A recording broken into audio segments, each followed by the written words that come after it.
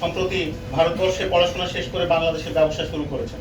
আমরা যে আলামত উদ্ধার করেছি তার ভিতরে রয়েছে, আপনাদের সামনে আমরা প্রদর্শনী দিয়েছি, এমডিএমবি 340 মিলিলিটার সিবিডি ইনফিউজড গাঁজা চকলেট, সেখানে একটা প্যাকেট আমরা উদ্ধার করেছি। এমডিএমডি গ্রহণে যে ভেপ ডিভাইস ব্যবহার করা হয়, যার মাধ্যমে তারা এমডিএমডি মাদকটি গ্রহণ করে, সেই ডিভাইস উদ্ধার করা হয়েছে। এবং এমডিএমডি ব্যবহারের ই লিকুইড, সামনে যে কোটাগুলো আপনারা দেখতে পাচ্ছেন তার ভিতরে যে লিকুইডগুলো রয়েছে, এবং এমডিএমডি বিক্রির জন্য প্রস্তুত খালি ক্যানিস্টার, মানে ছোট ছোট ভায়ালের ভিতর করে তারা এগুলো বিক্রি করে, বাজারজাত করে, সেগুলো এখানে রয়েছে। আইএনসির নির্দেশে আমাদের তার সহযোগিতা, তাদের গোয়েন্দা তথ্য, ইন্টারন্যাশনাল যে কানেকশন, সেগুলো থেকে পাওয়া তথ্যের ভিত্তিতে আমাদের গোয়েন্দা টিম, আমাদের ডিএনসির যে ঢাকা বিভাগীয় টিম এবং আমাদের ঢাকা মেট্রো উত্তর, ঢাকা মেট্রো দক্ষিণ সকলের সম্মিলিত উদ্যোগে এই সাফল্য অর্জন করা সম্ভব হয়েছে।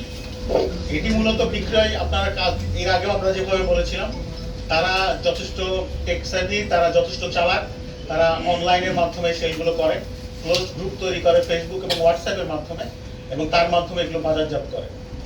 আমরা আমাদের তথ্য প্রযুক্তি ব্যবহার করে আমাদের চৌকস কর্মকর্তারা দীর্ঘদিন ধরে ফলো করে ক্রেতা সেজে আমরা সেই বিষয়গুলো উদ্ধার করেছি। আমাদের প্রক্রিয়া চলমান রয়েছে। আমাদের তল্লাশিকালে কিছু ভয়ঙ্কর চালানেরও আমরা খবর পেয়েছিলাম। যেমন প্রথমে আমরা 2 জন চক্রের প্রধান হোতাকে গ্রেপ্তার করি, তাদের বাসা বাড়িতে তল্লাশি চালিয়ে 310 মিলিলিটার এমডিএমডি পিনাকা উদ্ধার করি 5টি কন্টেনারে।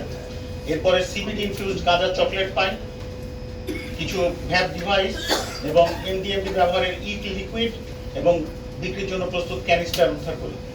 পরবর্তীতে মিরপুরের সেনপাড়া এলাকায় সেখানে আরেকজন সন্দিগ্ধ ব্যক্তিকে আমরা জিজ্ঞাসাবাদ করি, যিনি সমাজের এলিট শ্রেণীর মাঝে সেই ভয়ঙ্কর মাদক মূলত উনি সরবরাহ করতেন, মূলত যেগুলো ই সিগারেট এবং ভ্যাপোরাইজার্স বা ভেপস, আপনারা জানেন ভেপসের মাধ্যমে এটা ব্যবহার করা হয়।